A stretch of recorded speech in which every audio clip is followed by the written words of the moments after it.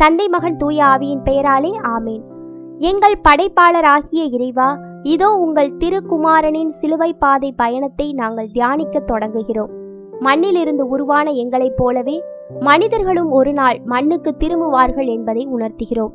இந்த தொடக்க ஜெபத்தில் நாங்கள் உம்மை கெஞ்சி கேட்கிறோம். ஆண்டவரே, இந்த சிலுவை பாதையை தொடங்கும் மனிதர்களுக்கு ஒரு மென்மையான இதயத்தை தாரும். மற்றவர்கள் படும் துயரத்தை கண்டு உருகும் குணத்தை அவர்களுக்கு கொடுத்தருளும். இறைவா, வாழ்க்கையில் வரும் கசப்பான அனுபவங்களை மருந்தாக ஏற்றுக்கொள்ளும் பக்குவத்தை இவர்களுக்கு தாரும். கஷ்டங்கள் வந்தாலும் அதை உம்முடைய திருவுளம் என்று ஏற்க பலம் தாரும். ஆண்டவரே, எத்தனை சோதனைகள் வந்தாலும் வளைந்து கொடுக்காமல் உமது கட்டளைகளில் நேராகவும் உறுதியாகவும் இருக்க இவர்களுக்கு அருள் புரியும்.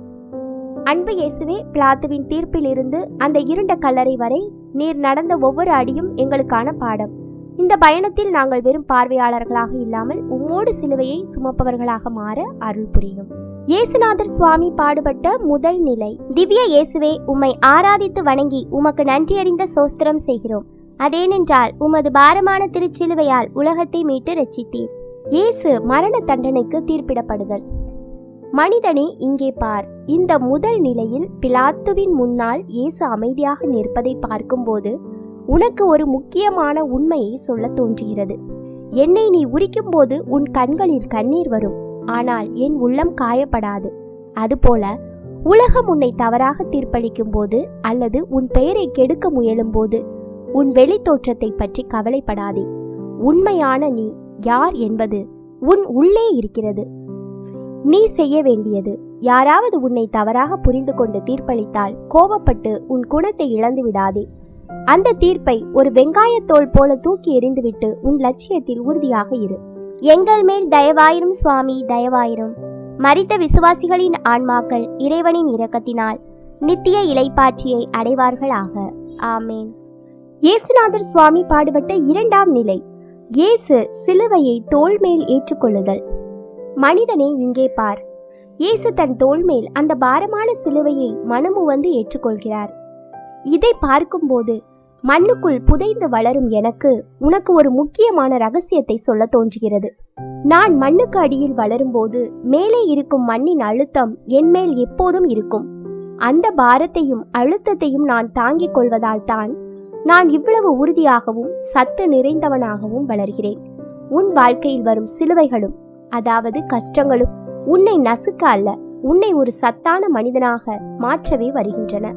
உன் சூழ்நிலைகள் கசப்பாக இருந்தாலும் இயேசு சிலுவையை ஏற்றது போல நீயும் உன் கடமைகளை ஏற்றுக்கொள். அந்த பாரத்தை சுமக்கும் போதுதான் உன் உண்மையான மதிப்பு வெளியாகும். நீ செய்ய வேண்டியது, சிலுவை என்பது ஒரு தண்டனை அல்ல, அது உனக்கான ஒரு பொறுப்பு. அதை தூக்கி எறிய நினைக்காதே, அதை தழுவிக்கொள். கடினமான பாதைதான் உன்னை அழகான இலக்குக்கு கொண்டு செல்லும். அதுபோல துன்பங்கள் வரும்போது வளைந்து கொடுக்காதே, நேர்மையாக சிலுவையை சுமந்து நட. இயேசுநாதர் சுவாமி பாடுபட்ட மூன்றாம் நிலை. இயேசு முதல் முறை கீழே விழுதல். மனிதனே, இங்கே பார். நான் தான் தக்காளி. பாரமான சிலுவையின் அடியில் இயேசு நிலை தடுமாறி முதல் முறையாக தரையில் விழுகிறார். இந்த நிலையில் உனக்கு ஒரு முக்கியமான ரகசியத்தை எனக்கு சொல்ல தோன்றுகிறது. நான் மிகவும் மென்மையானவன். மேலிருந்து கீழே விழுந்தால் சற்றென்று நசுங்கி விடுவேன் என்று உலகம் நினைக்கும். ஆனால் விழுந்த இடத்தில் என் விதைகள் மண்ணில் பட்டால் அங்கிருந்து பல 100 செடிகள் உருவாகும்.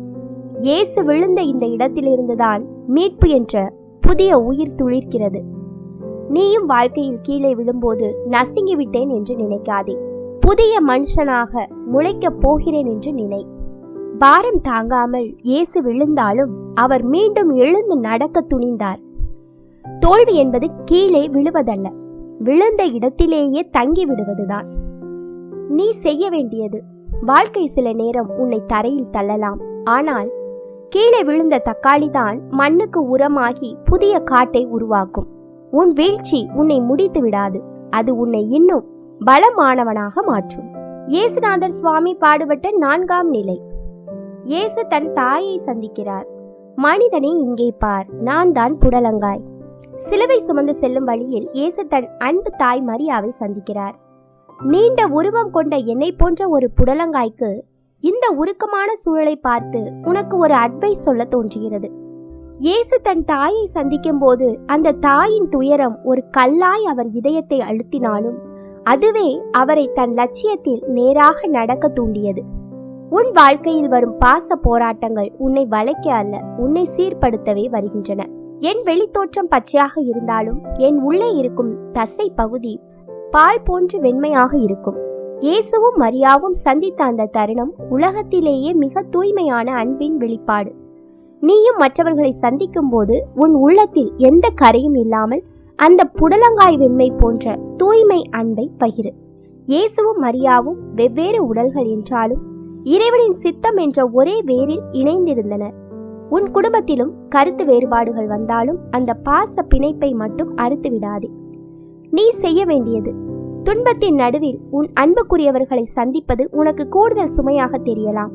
ஆனால் அந்த கல்லின் பாரம்தான் உன்னை நேராக வளரச் செய்யும். பாசத்தை பாரமாக நினைக்காதே, அது உன்னை தாங்கும் பலமாக மாற்று. இயேசுநாதர் சுவாமி பாடுபட்ட 5ஆம் நிலை. சிரேனே ஊர் சீமோன் இயேசுவுக்கு சிலுவை சுமக்க உதவுதல். மனிதனே இங்கே பார். படை வீரர்கள் சீமோன் என்பவரை வலுக்கட்டாயமாக அழைத்து இயேசுவுக்கு உதவி செய்ய சொல்கிறார்கள். கசப்புக்கு பெயர் போன என்னை போன்ற ஒரு பாகற்காய்க்கு இந்த சூழலை பார்த்து உனக்கு ஒரு கசப்பான ஆனால் உண்மையான அட்வைஸ் சொல்ல தோன்றுகிறது. என்னை நீ பார்த்ததும் கசப்பு என்று முகம் சுளிப்பாய். ஆனால் அந்த தீய கசப்புதான் உன் உடம்பில் உள்ள நோய்களை தீர்க்கும் மருந்தாக இருக்கிறது. அதுபோல பிறருக்கு உதவி செய்வது சில நேரங்களில் உனக்கு கசப்பாகவோ வேண்டாத சுமையாகவோ தெரியலாம். சீமோனுக்கு அந்த சிலுவை ஒரு கசப்பான சுமையாகத்தான் முதலில் தெரிந்தது. ஆனால் அந்த கசப்புதான் அவரை புனிதராக மாற்றியது. உதவி செய்வதை கசப்பாக நினைக்காதே, அது உனக்கான புண்ணிய மருந்து. தன் வேலையை பார்த்து கொண்டு போனவரை திடீரென இழுத்து வந்து பாரத்தை சுமத்தினர். உன் வாழ்க்கையிலும் திடீர் திருப்பங்கள், மேடு பள்ளங்கள் வரலாம். அந்த சமமற்ற பாதையிலும் நீ பிறருக்கு தோள் கொடுத்தால் உன் மதிப்பு கூடும். நீ செய்ய வேண்டியது, பிறருடைய கஷ்டத்தில் பங்கு கொள்வது ஆரம்பத்தில் கசக்கத்தான் செய்யும். ஆனால் அந்த சிலுவையை பகிர்ந்து சுமக்கும் போதுதான் நீ ஒரு உண்மையான மனிதனாக மாறுகிறாய். கசப்பை ஏற்றுக்கொள், அது உன்னை ஆரோக்கியமான ஆத்மாவாக மாற்றும். இயேசுநாதர் சுவாமி பாடுபட்ட 6ஆம் நிலை. வெரோனிகா இயேசுவின் முகத்தை துடைத்தல். மனிதனே இங்கே பார். இரத்தமும் வியர்வையும் வடிந்த இயேசுவின் திருமுகத்தை ஒரு பெண்மணி கூட்டத்திற்கு நடுவே துணிச்சலாக வந்து துடைக்கிறாள். மண்ணுக்குள் மறைந்திருக்கும் வெள்ளை உள்ளம் கொண்ட என்னை போன்ற ஒரு முள்ளங்கிக்கு இந்த தருணத்தை பார்த்து உனக்கு ஒரு அட்வைஸ் சொல்ல தோன்றுகிறது. எண்ணெய் சுவைக்கும் போது கொஞ்சம் காரமாக இருக்கும், ஆனால் நான் உடலுக்கு குளிர்ச்சியையும் நன்மையையும் தருவேன். வெரோனிகா செய்த காரியம் அந்த வீரர்களுக்கு காரமான கோபத்தை தந்திருக்கலாம். ஆனால் அது இயேசுவுக்கு ஒரு குளிர்ச்சியான ஆறுதலாக இருந்தது. பிறருக்கு உதவி செய்யும் போது உலகம் உன்மேல் காரம் காட்டலாம், ஆனால் உன் கருணை அவர்களுக்கு மருந்தாக அமையும். இந்த உலகம் பாவமும் அழுக்கும் நிறைந்ததாக இருக்கலாம், ஆனால் வெரோனிகா அந்த அழுக்கு நிறைந்த கூட்டத்திற்குள் தன் வெண்மையான அன்பை காட்டினாள். நீயும் எந்த சூழ்நிலையிலும் உன் மன தூய்மையை இழக்காதே. நீ செய்யும் ஒரு சிறிய உதவி நீ மறைந்தாலும் மற்றவர்கள் இதயத்தில் ஒரு அழியாத முத்திரையாக இருக்கும். நீ செய்ய வேண்டியது, சுற்றிலும் அழுக்கு அதாவது பாவம் இருந்தாலும் நீ உன் வெண்மையான தூய்மையான குணத்தை காட்ட தயங்காதே. ஒரு சிறிய துணி கொண்டு முகத்தை துடைப்பது பெரிய காரியமல்ல, ஆனால் அந்த இரக்கம் உன்னை வரலாற்றில் நிலைக்க வைக்கும். இயேசுநாதர் சுவாமி பாடுபட்ட 7ஆம் நிலை. இயேசு 2ஆம் முறை கீழே விழுதல். மனிதனே இங்கே பார். ஏற்கனவே ஒரு முறை விழுந்த இயேசு உடல் தளர்ந்து பலம் இழந்து 2ஆம் முறையாக அந்த பாரமான சிலுவையோடு தரையில் விழுகிறார். நீர்ச்சத்து மிகுந்த மென்மையான எண்ணெய் போன்ற ஒரு சுரைக்காய்க்கு இந்த சூழலை பார்த்து உனக்கு ஒரு அட்வைஸ் சொல்ல தோன்றுகிறது. என் வெளித்தோல் கடினமாக தெரிந்தாலும் என் உள்ளே முழுவதும் ஈரம் இருக்கும். இயேசு 2ஆம் முறை விழுந்த போது அவர் உடல் வறண்டு போயிருந்தது. ஆனால் அவர் உள்ளத்தில் மனித குலத்தின் மேல் இருந்த அன்பு என்ற ஈரம் வற்றவே இல்லை. உன் வாழ்க்கையில் மீண்டும் மீண்டும் தோல்விகள் வந்து உன்னை வறட்சியாக்க முயலும் போது உன் இதயத்தில் இருக்கும் அந்த ஈரத்தை அதாவது கருணையை மட்டும் காய விட்டு விடாதே.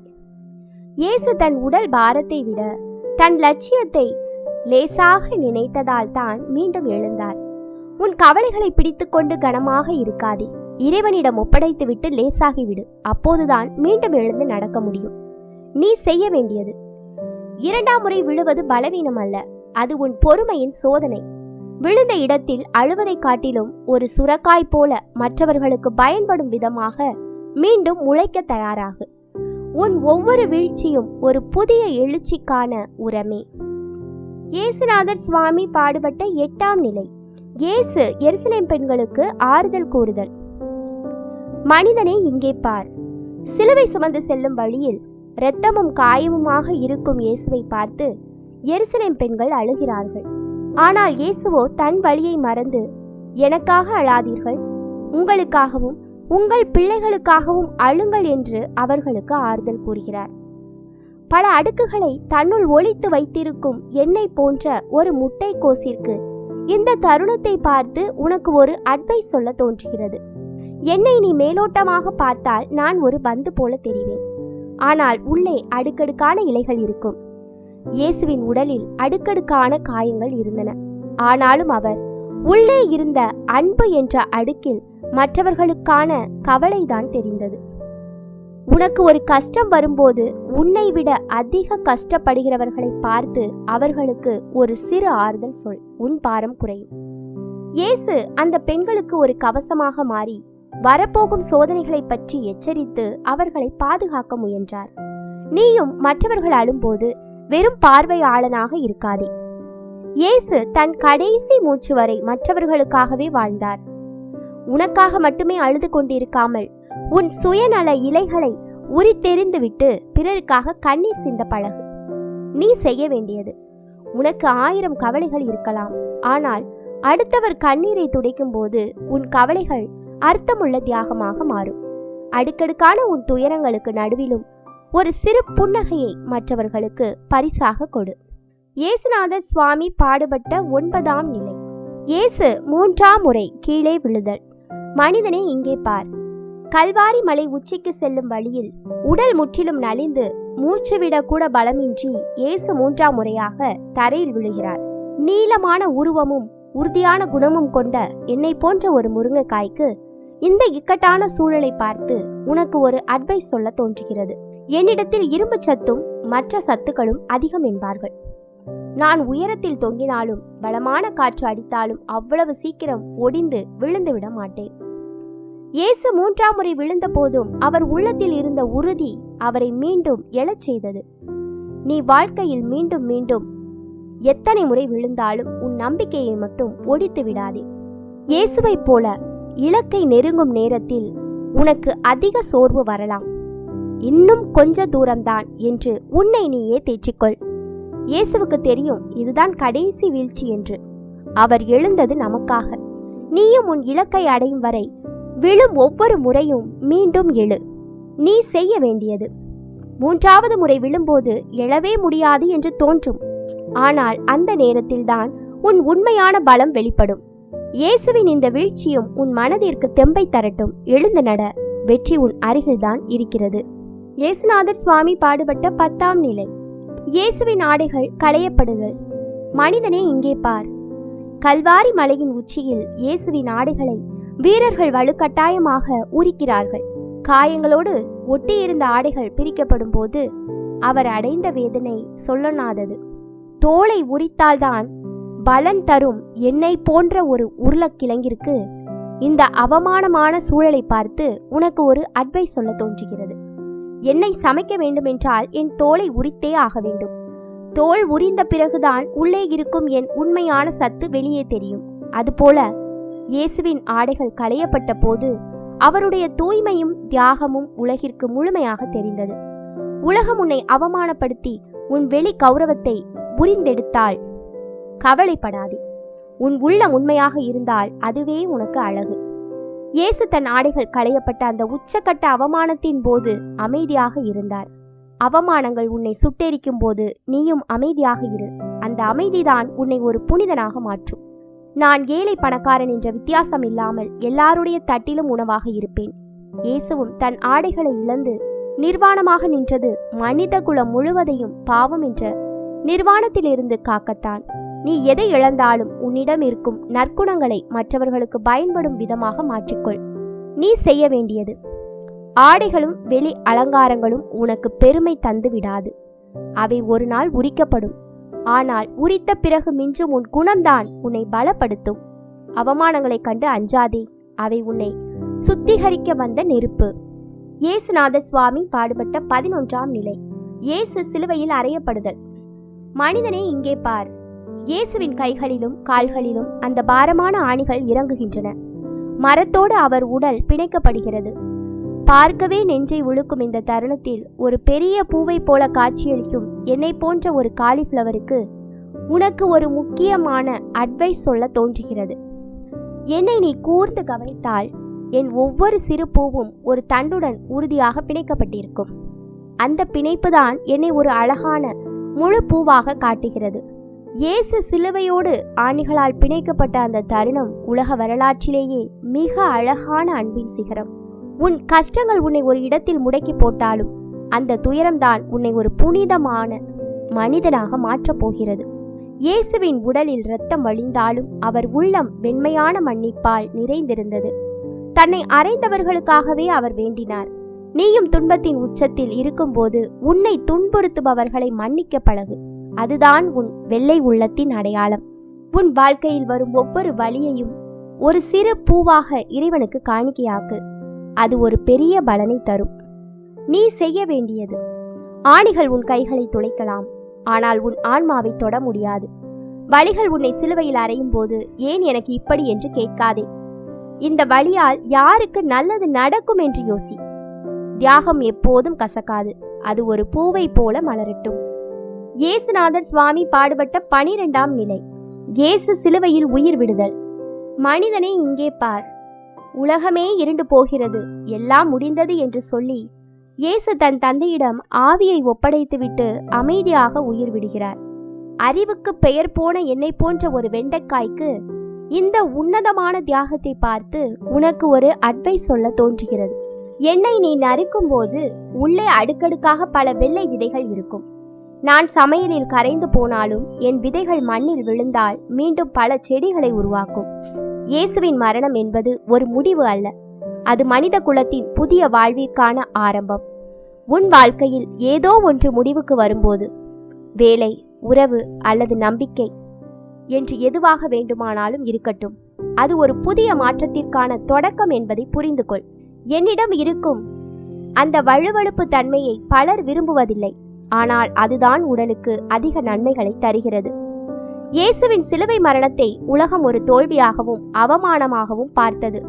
ஆனால் அந்த அவமானமான மரணம்தான் உலகிற்கு மீட்பை தந்தது. உலகம் உன்னை ஒதுக்கி தள்ளினாலும் உன்னிடம் இருக்கும் தனித்துவமான குணத்தை விட்டுவிடாதே. அதுதான் உன்னை ஒரு நாள் உயர்த்தும். என்னை நீ குறுக்காக நறுக்கினால் ஒரு அழகான 5 முனை நட்சத்திரம் போன்ற வடிவம் தெரியும். இயேசுவின் உடலில் 5 காயங்கள் ஏற்பட்டன. அந்த 5 காயங்களும் இன்று நமக்கு நட்சத்திரங்களைப் போல வழிகாட்டுகின்றன. உன் வாழ்க்கையில் ஏற்படும் காயங்களை வடுக்களாக பார்க்காதே, அவை உன் வெற்றிக்கான அடையாளங்கள். நீ செய்ய வேண்டியது, எல்லாவற்றையும் இழந்துவிட்டேன் என்று தோன்றும் போதுதான் நீ எல்லாவற்றையும் பெற தகுதியானவன் ஆகிறாய். இயேசு தன் உயிரையே கொடுத்தது போல நீயும் உன் ஈகோவை, சுயநலத்தை சிலுவையில் அறைந்துவிடு. அப்போதுதான் உன் அறிவு வேலை செய்யும், உன் ஆன்மா விடுதலை அடையும். இயேசுநாதர் சுவாமி பாடுபட்ட 13ஆம் நிலை. இயேசுவை சிலுவையிலிருந்து இறக்கி அன்னையின் மடியில் வைத்தல். மனிதனே இங்கே பார். ஒரு காலத்தில் குழந்தையாக தாளாட்டிய அதே மடியில் இன்று இரத்தமும் காயமுமாக சரிந்து கிடக்கும் தன் மகனின் உடலை அன்னை மரியா தாங்குகிறார். அந்த தாயின் மௌனமான துயரத்தை பார்த்து தலையில் ஒரு கிரீடத்தை சுமந்து நிற்கும் என்னை போன்ற ஒரு கத்தரிக்காய்க்கு உனக்கு ஒரு அட்வைஸ் சொல்ல தோன்றுகிறது. என் தலையில் எப்போதும் ஒரு கிரீடம் இருக்கும், அதாவது காம்பு. இதை பார்த்து நான் பெருமைப்படுவதில்லை, மாறாக இது நான் செடியோடு பிணைக்கப்பட்டு மற்றவர்களுக்கு உணவாக என்னை அர்ப்பணிப்பதற்கான அடையாளம். இயேசுவின் தலையிலும் முள்முடி என்ற ஒரு கிரீடம் இருந்தது. இன்று அவர் அன்னை மடியில் கிடக்கும் போது அந்த தியாகத்தின் கிரீடம் மின்னுகிறது. நீயும் உன் பதவியையோ கௌரவத்தையோ ஒரு கிரீடமாக நினைக்காதே. பிறருக்கு சேவை செய்யும் அடையாளமாக நினை. நான் சமைக்கப்படும் போது குலைந்து மென்மையாகி விடுவேன். அதுபோல இயேசுவின் உடல் இப்போது அன்னை மடியில் மென்மையாக கிடக்கிறது. அந்த தாயின் மடி ஒரு பீடம் போல புனிதமானது. உன் அன்புக்குரியவர்கள் சோகத்தில் இருக்கும்போது நீ அவர்களுக்கு ஒரு மடியாக ஆறுதலாக இரு. உன் தோள் கொடுப்பதுதான் நீ செய்யும் மிக பெரிய தர்மம். எல்லாம் முடிந்துவிட்டது என்று அன்னை மரியா நினைக்கவில்லை. இது ஒரு நீண்ட பயணத்தின் இடைவேளை என்று அவருக்கு தெரியும். நீயும் உன் வாழ்க்கையில் எதையாவது இழந்து யாராவது உன்னை தாங்கி பிடிக்க வேண்டிய நிலையில் இருந்தால் வெட்கப்படாதே. அந்த தாங்குதல் தான் உன்னை மீண்டும் உயிர்ப்பிக்க செய்யும். இயேசுநாதர் சுவாமி பாடுபட்ட 14ஆம் நிலை, இயேசு கல்லறையில் அடக்கம் செய்யப்படுதல். மனிதனே இங்கே பார், ஒரு பெரிய கல்லை உருட்டி வைத்து இயேசுவின் திருவுடல் ஒரு புதிய கல்லறையில் அடக்கம் செய்யப்படுகிறது. அமைதியும் இருளும் சூழ்ந்த அந்த இடத்தில் ஒரு பெரிய பந்து போல உருண்டையாக மஞ்சள் நிறத்தில் ஜொலிக்கும் எண்ணெய் போன்ற ஒரு பூசணிக்காய்க்கு உனக்கு ஒரு இறுதி அட்வைஸ் சொல்ல தோன்றுகிறது. என்னை நீ பார்க்கும்போது நான் பிரகாசமான மஞ்சள் நிறத்தில் இருப்பேன். ஆனால் நான் வளர்ந்தது படர்ந்த கொடிகளுக்கு அடியே, இலைகளின் நிழலில்தான். இயேசு இப்போது கல்லறையின் இருட்டுக்குள் இருக்கிறார். உலகம் இதை முடிவு என்று நினைக்கும். ஆனால் அந்த இருட்டுதான் உயிர்ப்பு என்ற மிகப்பெரிய வெளிச்சத்தை பெற்றுத்தரும் கருப்பை. உன் வாழ்க்கையில் இருட்டு, அதாவது கஷ்டங்கள் சூழும்போது பயப்படாதே. அங்கேதான் ஒரு பெரிய அதிசயம் உருவாகி கொண்டிருக்கிறது. என்னை வெட்டி பார்த்தால் உள்ளே ஆயிரக்கணக்கான விதைகள் இருக்கும். ஒரு பூசணிக்காய் அறுக்கப்பட்டால் அதிலிருந்து வரும் விதைகள் ஒரு பெரிய தோட்டத்தையே உருவாக்கும். இயேசு கல்லறையில் அடக்கம் செய்யப்பட்டது ஒரு தனி மனிதனின் மறைவு அல்ல. அது கோடிக்கணக்கான விசுவாசிகளை உருவாக்கும் ஒரு விதை. உன் தியாகங்கள் வீண் போகாது. அவை பிற்காலத்தில் பல நூறு நன்மைகளாக முளைக்கும். நீ செய்ய வேண்டியது, கல்லறை என்பது முற்றுப்புள்ளி அல்ல, அது ஒரு கமா மட்டுமே. கல்லை உருட்டி மூடிவிட்டார்கள் என்று கவலைப்படாதே. கடவுள் நினைத்தால் அந்த கல்லை உடைத்துவிட்டு வெளியே வருவார். நீயும் உன் கவலைகளை கல்லறையில் போட்டு மூடிவிடு. 3 நாள் கழித்து உன் வாழ்வில் புதிய ஒளி பிறக்கும். நம்பிக்கையோடு காத்திரு.